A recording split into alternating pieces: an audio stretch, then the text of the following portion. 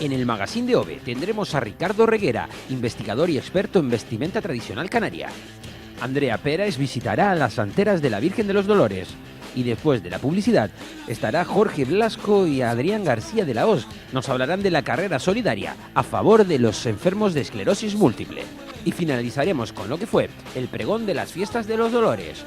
Todo esto y más en el magazín de OVE. Pero cuando te quitas la carga, lo puedes dalar un poco para darle un toquito distintivo, cada persona lo hacía sin problema ninguno. Pero el objeto de ese sombrero es colocar dentro del rolo para cargar encima. Curioso, por lo tanto, tiene que estar en el centro, porque si no se te cae la carga. Claro, yo siempre, es que además me estoy riendo porque me estoy acordando de mi hija pequeña cuando se lo ponía, que tiene un traje así también, y siempre le decía, no, ladeado, no, y ella quería ponérselo en el centro, me estoy recordando. Pues ella tenía razón. Tenía razón, sí señor. Sí. Bueno, hay que decir que estos trajes están elaborados por una artesana costurera maravillosa, Ana María, gracias. Sí, muchísimas gracias. por ser... Se ha involucrado en el momento de hoy, buscando a las personas, buscando las prendas. Es una costurera magnífica y yo siempre acudo a ella. Y Ana María, que hay que decir que está en Mosaga. Mosaga, sí. He aprendido a hacer la hechura tradicional y se ha metido a fondo en ella. Mañana traeremos a otras personas que también están hechas por otra costurera. Y nada, hay que valorárselo, sobre todo porque además está siendo para ella, creo yo, un comercio importante, ¿sabes? Que no sé si podrá vivir del todo ahí, bueno, en todo caso lo diría ella, pero tiene muchísimos encargos. Tiene muchísimos encargos porque son pocas las personas que se dedican a ello, ¿no? Sí, son pocas, sobre todo a lo mejor se dedican más, pero no tienen la base tradicional, porque toda esta ropa no la puedes aprender de forma con los cursos cotidianos de costura, porque tienen muchas hechuras. Detrás de cada prenda hay una hechura, un patrón, una forma de confeccionarlo, de coserlo, concreta, que hay que respetar y que tienes que hacerlo así. Entonces tienes que conocer eso.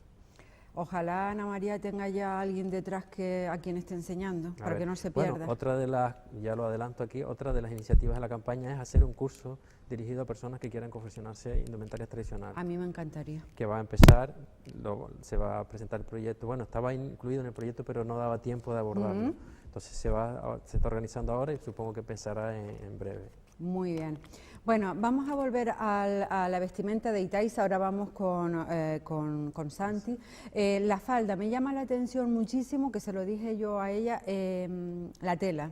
Sí, la tela es lana del país, teñida en el país y tiene ese corte característico a la cadera que se origina porque el ancho del telar de Canarias, un telar tradicional, pues no da para hacer todo el alto, entonces siempre había que ponerle un trozo. Al ponerle un trozo, como las lanas son tejidas de forma manual, y como se teje también de forma manual, nunca la anchura de las listas verticales son iguales, entonces descasan siempre. Y es un elemento que hoy en día a lo mejor la costurera se empeñaba en casar, pero en aquella época, que las cosas eran bastante distintas en muchos aspectos, pues quedaba descasado. Todo tiene su manera de ser, ahí lo estamos viendo. Quedaba descasado y era un elemento pues importante. Muy bien, magnífica la explicación de Ricardo, yo no tenía ni idea.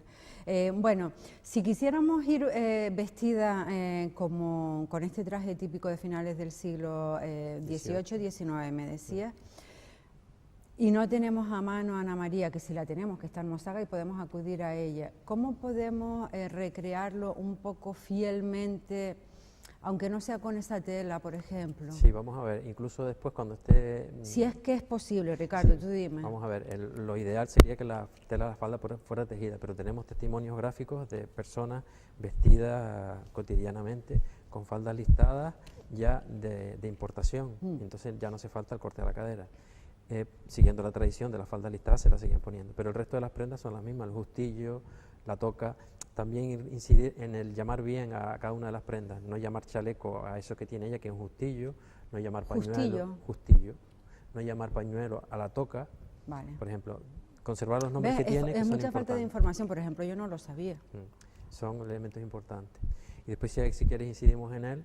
Sí, vamos con Santi, venga. Y él lleva un traje que pues la montera, por ejemplo, que es un tocado exclusivo de Lanzarote, con la forma, es decir, no hay Fuerteventura muy parecida. Ahí la estamos viendo. Y es un tocado que llegó con los conquistadores a la isla y que se utilizó hasta se vieron monteras en Lanzarote usándose hasta principios del siglo XX, es decir, casi 5 siglos usándose tocado de forma muy popular en la isla. ¿Es un accesorio solamente de decoración o tiene algún...? No, es súper versátil. ¿Sí? Muy versátil, tiene muchísimas colocaciones. Ahora mismo lo tiene suelto, que es la forma más sencilla, pero después con él te embosas y te cubres del viento, te ocultas también, porque muchas veces incluso hay datos de personas del ayuntamiento que impide que la gente de los campos entre con la montera embosada porque cometían fechorías porque iban ocultos con ella. Te protege del sol, la visera te la colocas, también te protege del sol. Es decir, una prenda que hoy en día incluso hay muchos corredores y tal que dicen, me dan ganas de hacerme una porque me doy cuenta que tienes muchas opciones, muchas posibilidades y efectivamente es muy, muy versátil. Que nos creemos que hemos inventado todo y para nada. Después cada persona le daba su toque original e incluso el bordado que tiene en la visera amarillo era siempre estaba personalizado y cada persona se sabía que la montera era de cada individuo. Muy bien. El resto de las prendas. Y discúlpame, antes de seguir, ¿hay algún artesano que actualmente siga haciendo estas monteras aquí? Sí, las monteras las hacen también las costureras, el bordado lo suele hacer otra persona, una bordadora, pero la montera la hace la costurera. Es una prenda complicada porque hay que adaptarla bien a la cabeza, tiene muchas hechuras y era una prenda que fue tan común que había gente en Arrecife que eran montereras, es decir, vivían de hacer monteras. Bueno, interesante. Era una profesión. Ajá. Muy bien. Bueno, seguimos bajando un poco en la vestimenta, algo más que... En lo de él tiene un pañuelo al cuello, que es también un detalle bastante de Lanzarote. Después tiene una mochila tejida en el país también con las lanas de la isla. El calzoncillo, que no es un pantalón ni es un calzón, es un calzoncillo. Es el calzoncillo de él. Después sobre ese calzoncillo podría colocarse un calzón. El chaleco, sobre ese chaleco podría colocarse una chaquetilla y un marsillés, es decir, estamos viendo lo básico, ¿no? Y después otro elemento que tiene muy original son los majos. Los majos, que es el zapato que lleva él, que es una prenda que llegó con los aborígenes, la única prenda que nos llegó a la isla con los aborígenes y que también se utilizó hasta principios del siglo XX. Una prenda muy sencilla, se hace con un trozo de cuero y se ata con unos cordones, no duraba mucho. Ahí estamos viéndolo, perfecto. No duraba mucho, duraba poquito y es una prenda también importante por eso. A veces se confunde y se pone este traje con una soleta, que ya es una prenda más actual, un calzado más actual, que no es de esta época. Que no es esta época ya vería majo, puede llevar polainos o no. Otro elemento distintivo y característico de Lanzarote son las ligas de colores con esos madroños pequeñitos, son exclusivos de Lanzarote, un trabajo también artesano muy importante. Muy bien. Y por ejemplo evitar calados en los calzoncillos. Ahí lo estamos viendo. Una cosa que se hacía mucho por influencia del traje de los buches. Y no es correcto. No, es correcto para el carnaval, sí, muy correcto, sí. Pero para vestir de forma tradicional no. Vale. Es decir, una persona cotidianamente nunca llevaba calados en los calzoncillos, ni bordados en los chalecos, que es otra cosa que se hacía. Muy bien. Tampoco nada tradicional. El justillo de ella se malinterpretó cuando se hizo en los trajes típicos y se hizo un corsé. Cuando se aprecia bien en las ilustraciones de la época, aparte que la prenda era así, que era un justillo que subía hasta arriba. No sé si sabes que el traje típico de aquí se hacía tiene un corsé, que ser solamente que ese no es una prenda exterior. Vale, y aquí vemos claramente que es hasta arriba, perfecto. Muy bien, me encanta. El calzado de ella, ¿qué podríamos llevar? Es un calzado canario, un calzado que le llamaba un zapato solado, que es un zapato con suela, y un zapato hecho en las zapaterías del país. Y nada, es que prácticamente todo lo que tienen ellos puesto encima estaba hecho en la isla. Lo único que podía estar hecho fuera a lo mejor era la tela, el justillo de ella, pero todo lo que tienen puesto encima se producía en la isla. Es decir, los materiales se hacían en la isla, se hilaban, se tejían, se teñían todo en la isla, y solamente las prendas, las telas un poco más difíciles, seda, damascos y tal, se importaban. ¿Y pero actualmente siguen habiendo telares? En Lanzarote hay unos cuantos, pero no muchos. Donde hay más telares en Tenerife, que es donde la gente suele encargar, por ejemplo, esa falda estrategia en Tenerife, ¿no? Donde la gente suele encargar. Algunos han aprovechado y lo han semi-industrializado para que se haga un poco más rápido. Y también hay que apoyar ese tipo de cosas, ¿por qué no? Porque si no la gente no puede acceder a una falda tejida a mano que te puede salir pues bastante dinero, ¿no? Lo comentábamos también antes, que ojalá, nos reíamos, ojalá los bazares estos que tenemos aquí, chinos, que decimos entre comidas, pero los que sean los bazares, pues pusieran un poquito más de dedicación igual en intentar personalizar algo con materiales más baratos. Es un tema que se podría ir trabajando. Claro, para eso el comerciante tiene que verle pues futuro, ¿no? Para invertir una cosa de este tipo. Yo no lo veo tan descabellado, no, yo creo que porque igual que nos lanzamos a comprar cualquier falda. Yo creo que lo que se ve mucha participación en las romerías, ¿no? Muchísima gente. Y poco a poco se ve más interés. También es cierto que cada vez que participa alguien, pues digamos parte un poco de cero, pero la gente que participa ya de forma continua cada vez se preocupa más e incluso no tienen un traje, sino tienen dos. La misma Itaiza tiene varios trajes, porque es decir, hay gente que le gusta ese tema y lo trabaja y lo disfruta, ¿no? Porque después lo utiliza en distintas manifestaciones. Y hay también gente que se lo toma bien. Yo creo que también no siempre verlo todo en negativo, ¿no? Sino ver que también hay gente que se acerca a este tema, que les gusta, que lo apasiona y lo disfruta. Por supuesto, y a mí me gusta mucho lo que ya comenté antes que te había leído. Muchas veces los errores son por falta de información. Sí, muchas veces por falta de información. Yo el otro día venía pensando que en Lanzarote, por ejemplo, se te ocurre pintar una casa de color verde o violeta y la gente te cae encima, ¿no? Porque tenemos tradición con ese tema. En La Palma, por ejemplo, si se te ocurre ponerte una prenda mal, la gente se te cae encima, porque tienen tradición con eso. Es decir, nos falta la tradición, la raigambre de ese tema para que la gente lo utilice con respeto. Desde que lo utilizas con respeto y con orgullo, pues ya todo lo demás bueno, está hecho. Vamos a ver si trabajamos en ello y lo conseguimos. Igual trabajando desde los pequeños en el colegio. Bien, un tema que hay que abordar desde el colegio porque es donde está la base de todo, ¿no? Incluso esos folletos que se hicieron, como hicieron cantidad, se pueden llevar a colegios para que los profes lo trabajen. Muy bien. En el folleto, que yo creo que todavía lo podemos seguir consiguiendo, vemos pues eso, los distintos... Es lo básico, ¿eh? Es lo básico. Mañana vamos a ver esta otra parte. Sí, la otra parte. Es lo básico porque todo esto, una de las cosas que me di cuenta cuando hice el trabajo de indumentaria es que, sobre todo en la mujer, era muy diverso. En el hombre no había mucha diversidad, pero en la mujer sí hay muchas opciones y hemos puesto ahí pues la que nos identifica como el traje típico, ¿no? Pero hay muchas más opciones. Que ahí en el mismo folleto, en la parte de arriba, se ven tocados, que son otros tocados que también se usaron aquí en Lanzarote. Se me ocurren dos cosas para ir terminando. Ricardo, si vamos caminando y queremos ir vestidas así, casi que es imposible llevar el zapato adecuado, ¿verdad? Sí, esto es más bien para lucir. Claro, vamos a ver, tampoco podemos ser, como decíamos, a veces más papistas que el Papa, y cuando tienes un problema o cuando tienes que hacer una caminata muy grande, no te vas a crear callos o te vas a crear problemas en los pies por usar un zapato tradicional. Entonces, lo que tienes es que, buscarte la forma que a lo mejor en el momento de entrar en la plaza te pongas el otro. Siempre hay solución para todo. O que te busques un zapato hecho a medida, siempre buscar una solución. Pero es un tema que canta mucho llevar unas Adidas puestas con un traje tradicional o un reloj o elementos que no vienen a cuento con la indumentaria, ¿no?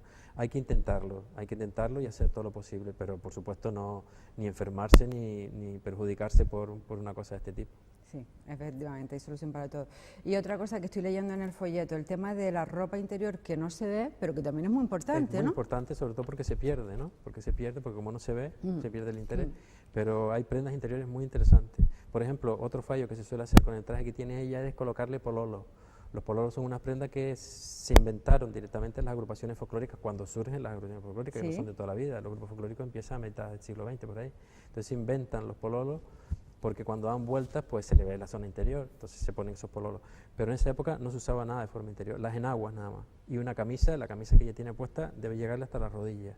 ¿Hasta la rodilla? Sí, hasta la rodilla. ¿Y la enagua tiene alguna forma almidonada, como decían antes? Muy sencilla, del lienzo del país, de algodón sobre todo, que era más común, del lienzo del país, fruncida arriba con una pretinita y dos cintas para atarla y no tiene más vuelta. Y los chicos, nada que destacar, ¿no? Los chicos, el calzoncillo directamente.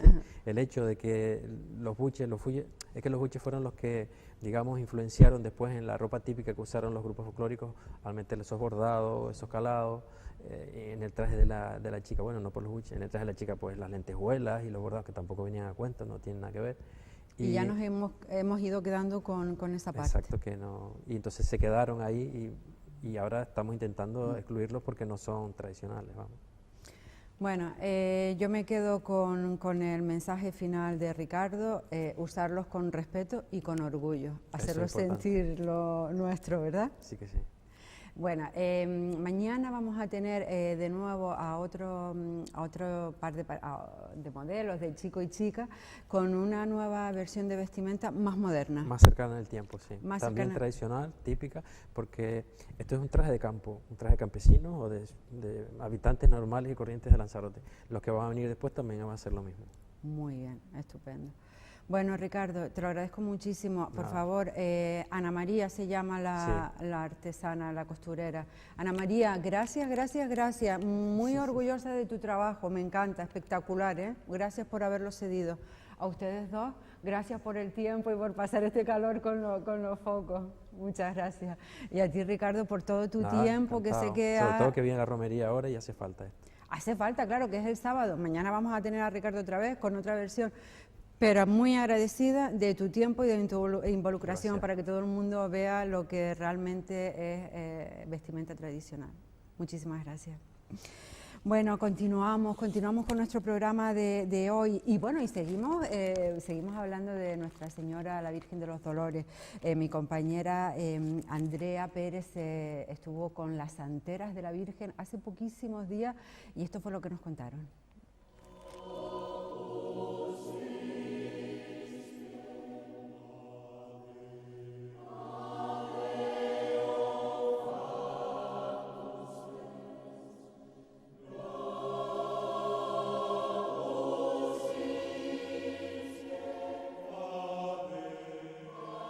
Pues Paca, para comenzar, nos gustaría que nos explicara el contexto que tiene tu familia en el cuidado y tratado de la Virgen para la romería. Pero no se titula de la romería solo. No, o sea... Se lleva todo lo de la iglesia. La romería es lo de menos, nosotros. Nosotros aquí la romería es lo de menos porque nosotros tendremos la iglesia como siempre. Desde que mi abuela, mi madre, mi hermana, y creo que hasta una tatarabuela, pero eso la dejamos. Toda la vida. Yo creo que yo nací hasta la sacristía. Yo tengo 75 años, 76. Y por ahora me ha ido bien con la Virgen, porque hasta milagro he visto. ¿Sí? Sí. ¿Qué tipo de milagro? Hay que enseñarlo. Una corona como esta, que está en el cielo, esta cosa, el arco, era allá. La puerta no era así, era el arco. ¿Sí? Sí. Y don Tomás vivo, pequeña yo, tendría 7 años, más no tendría, la sacristía, don Tomás quería sacar a la Virgen un día de Semana Santa. Sí. Pero la Virgen no quiso salir, y bajaba el arco un poquito, un canto que tenía. La entraba para adentro y subía. No se pudo salir a la Virgen. Eso es lo que digo. Así es que algo hay porque solo nos ha hecho esto. Eso es verdad. Y el ritual que ustedes comienzan, o sea, porque a nosotros nos habían comentado de que para el cuidado de la Virgen hay que tener cuidado con el manto, saber cómo poner... Eso es cuando se viste. Cuando se viste ya tenemos que cuidar todo, pero empezamos nosotros, pero después, ahora, están mis cuñadas, que son estas dos que están, mi sobrina y yo. Y después el día de vestir la Virgen, pues ya estamos más, porque hace más falta para la gente para subir la Virgen, para bajarla. De momento la hemos bajado, mi cuñada aquella que va caminando y yo. Mi hermana y yo la bajábamos antes, pero ahora tiene que ser hombre porque los brazos de uno están inútiles. Y bueno, una duda que nosotros queríamos saber era el tema de que usted cómo ve esta tradición hoy en día, o sea, se está perdiendo... La tradición está bien, la religión está mal porque la gente ya no cree. Y tenemos que creer, porque hay algo. Eso te lo digo yo, que soy vieja y antiguada. Pero la gente mira, tú me preguntas por la romería, la gente mira la romería como una juerga, la mitad de la gente. Eso lo miro yo, porque yo las veo y las oigo y eso. Las personas mayores ya tienen otra cosa. Claro, que a lo mejor se está perdiendo un poco el sentido de la romería. La romería casi igual, porque antes venía la de las graciosas, se ponían al Recife, de Recife venían caminando aquí, ahí donde se ponen los cochitos arriba, se ponían de noche, venían un día, muchos días, pero la primera noche que llegaba se ponía a descansar ahí y gozaba su fiesta. Alguna mujer de edad tiene que estar todavía viva y lo puede decir, de la graciosa, después de Aría y de toda esa gente, de todos esos sitios venían caminando. Como venían los marineros cuando venían de los barcos, caminando hasta medianoche, que mi madre le abría la puerta. ¿Cómo se encontraban los pobres? Eso es lo que la gente no sabe, pero los marineros, muchos marineros que estarán vivos todavía, como mi padre, para descansar su alma, venía caminando según que el barco lo dejaba porque se habían amargado en el alta mar. Y bueno, hablando un poco del pasado, ¿su familia cómo empezó a dedicarse al cuidado de la Virgen? Te digo que de mi abuela, que yo no sé. Eso sí es verdad que no te digo yo, pero de mi abuela sé que lo veo. Ahora, la que plancho y lavo soy yo. Planchar y lavar es o sea, esto es lo que tenemos aquí, que la chica ayuda. Pero lavar y planchar, me llevo la ropa por mi casa y la plancho. Y una curiosidad, una curiosidad a lo mejor un poco tonta. ¿La vestimenta de la Virgen lo lavan y lo planchan ustedes también? Planchaditas, que las tengo las enaguas en mi casa. Para traerla. Pues yo me las llevo a la víspera para quitarle el olor de guardar y luego después las planchamos. Y me imagino que sea un trabajo, ¿no? Porque veo que esté la gruesa. No es trabajo, pero si lo hacen con cariño no es trabajo. Mira a las chicas limpiando los cuadros y para ellas lo hacen con cariño. Eso es verdad. Es que lo hacemos con cariño. Es verdad, porque sin cariño... Porque hay veces que llegamos y no tenemos ganas ni de levantar la fregona. Es amor a la Virgen. Pues ya está. Así es que todo lo que hay. Y Paca, creemos que esto se hace solo, no se hace solo. Eso si hacemos por la voluntad del Señor. Eso es verdad. Y Paca, yo quería también recargar cuál es la historia de la Virgen de los Dolores, porque hace poco vine y un amigo no sabía el por qué, por ejemplo, está Claro. ¿Por qué? Que no sabía cuál era la historia de la Virgen de los Dolores. Yo mucho no me la sé, pero dice que fue porque le ofrecieron de hacer la Virgen, la ermita aquí, porque la ermita esta era pequeña. Esta era la mitad, por allá se ve la puerta que tenía, por aquella parte.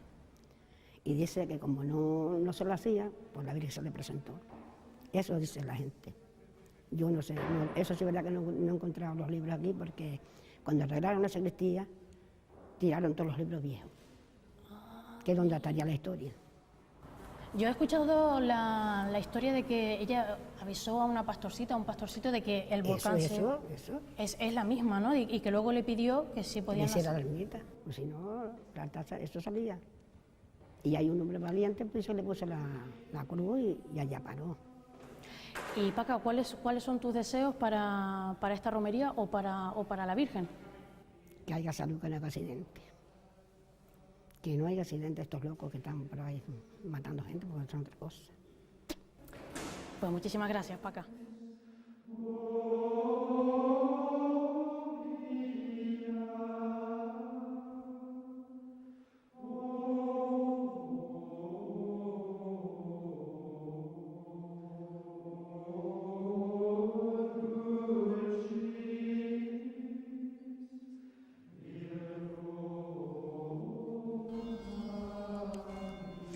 Muchas gracias, doña Paca, por haber recibido a mi compañera, la periodista Andrea Pérez, que ya tengo aquí sentada. ¿Sabe usted que yo me casé en esa ermita hace 25 años? El próximo día 30 de octubre hará 25 años que me casé ahí.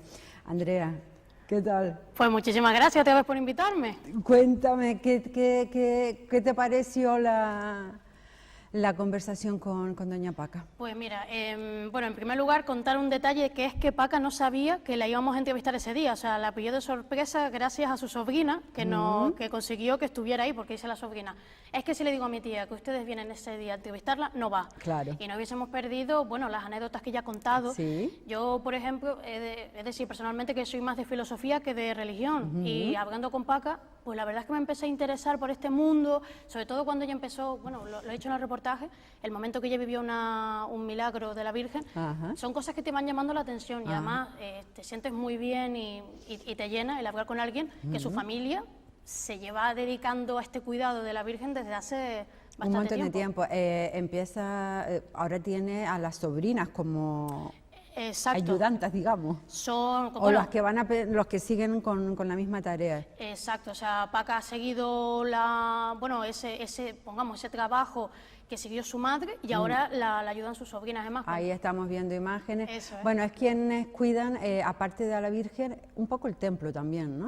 Exacto, bueno, como decía Paca en el reportaje, la ermita no solamente es en los Dolores, son todos los días el cuidado de la ermita, ponerla... Ah, claro. Claro, y además, un detalle que a mí me llamó la curiosidad fue que ella lava y plancha el manto de la Virgen y la ropa de la Virgen. Bueno. Que yo creo que eso, lavar, tiene que ser complicadísimo. Complicadísimo, ya te lo digo yo. Claro, tiene que ser complicado. Para que la tela no se destroce, para que quede tan perfecta como cuando tú la ves, tiene que ser un trabajo. Sí.